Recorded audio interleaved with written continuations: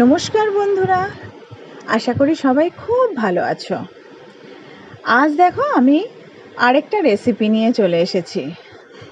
আজ বানাবো আচারি চিংড়ির পুর ভরা করলা। দেখো, প্রথমে আমি করলার মাঝখান থেকে কেটে তার ভেতরের বীজগুলো সব ছাড়িয়ে নিচ্ছি। দেখো, সব কটা কমপ্লিট ছাড়ানো। কি সুন্দর ফুলের মতো, ফুলের তোড়ার মতো লাগছে, তাই না? এবার চলো কি করে বানাই দেখা যাক। প্রথমে আমি করলাগুলো একটু নুন দিয়ে জলে সেদ্ধ করতে বসিয়ে দিলাম। তা এটা সেদ্ধ হতে থাক, ততক্ষণ দেখে নিই আমরা যে তার মধ্যে মশলা কি কি লাগছে।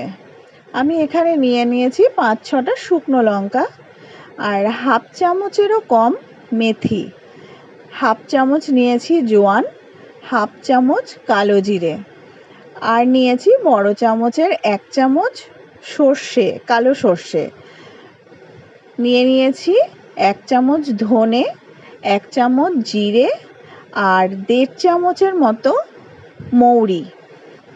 কারণ আচারের মধ্যে মৌরিটা একটু বেশি যায়, তাই এগুলোকে আমি করলাটা সেদ্ধ হলে একটু ভেজে নেব।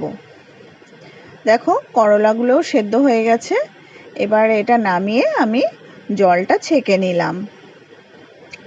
এবার ফ্রাই প্যানে আমি মশলাটা দিয়ে দিলাম। মশলাটা ভাজবো যতক্ষণ না ওটার মশলার সেন্টটা বেরোয়। যখন মিষ্টি একটা গন্ধ বেরোবে তখন আমি নামিয়ে ফেলবো, কারণ বেশি ভাজলে মশলাটা তেতো হয়ে যাবে। দেখো, মশলাটা মোটামুটি ভাজা হয়ে গেছে। এবার আমি এটাকে মিক্সিতে গুঁড়ো করে নেব। বন্ধুরা, হঠাৎ আমার মাথায় আসলো যে কি বানানো যায়। আমার মেয়ে একদম উচ্ছে করলা খেতে চায় না, তাই আমি এটাই বানালাম। দেখো, আমার মশলাটাও তৈরি হয়ে গেছে।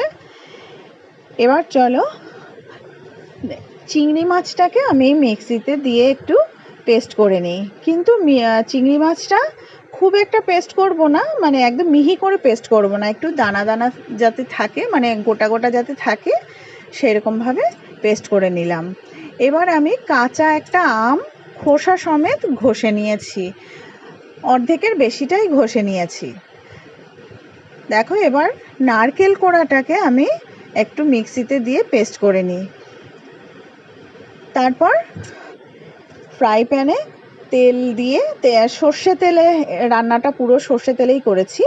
সর্ষে তেলটা গরম হয়ে গেলে আমি তার মধ্যে মৌরি ফোড়ন দিয়ে দিলাম। মৌরি ফোড়ন দিয়ে আমি চিংড়ি মাছটাকে ছেড়ে দিয়েছি। তার মধ্যে দিয়ে দিলাম স্বাদ মতো নুন আর সামান্য হলুদ।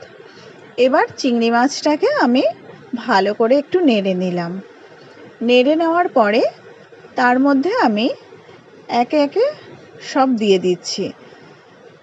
এবার এর মধ্যে দেব নারকেল কোড়া, তারপর দেব আমি পুরো মশলাটা, আর দেব আমটা যে গ্রেট করে রেখেছি, সেই গ্রেট করা আমটা।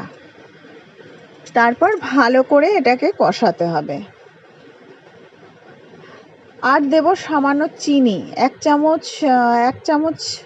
যে যেরকম একটু মিষ্টি ভালোবাসো সেই আন্দাজে তোমরা দিতে পারো, চিনি দেব।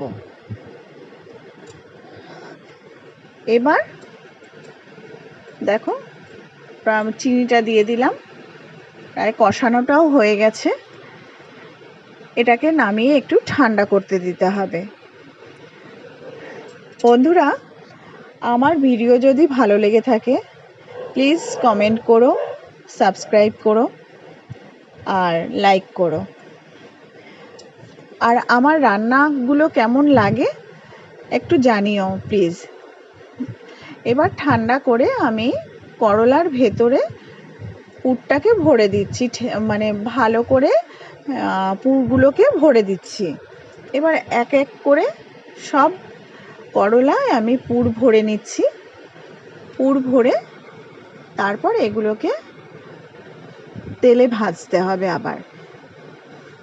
দেখো আমার করলার পুর ভরাও রেডি। এবার সর্ষে তেল দেব ফ্রাই প্যানে। সর্ষে তেল দিয়ে আমি এগুলোকে ভাজা ভাজা করব। কিছুটা পুর বেঁচে গেছে বন্ধুরা, দেখো সেই পুরটা আমি লাস্টে দেব। এবার করলাগুলো এপিট ওপিট করে খুব ভালো করে ভাজা করে নিতে হবে। বন্ধুরা তোমরাও করে দেখো, ভালোই লাগবে।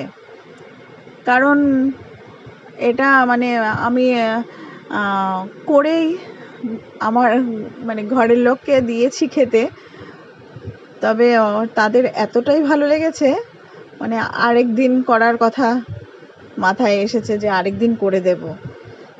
ব্যাস রেডি। দেখো এবার সেই পুরটা আমি এর মধ্যে দিয়ে দিলাম। পুরটা দিয়ে ভালো করে নাড়াচাড়া দিয়ে আমি নামিয়ে ফেলবো।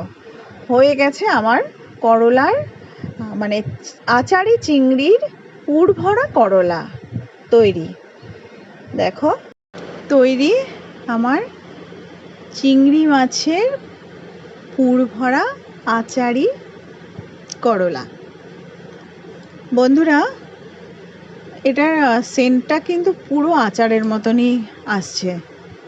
তোমরাও বানিয়ে দেখো, আশা করি তোমাদেরও খুব পছন্দ হবে, আর বিশেষ করে বাচ্চারা এটা খুব ভালো খাবে। আর বন্ধুরা আমার প্লেটিংটা কেমন হয়েছে জানিও।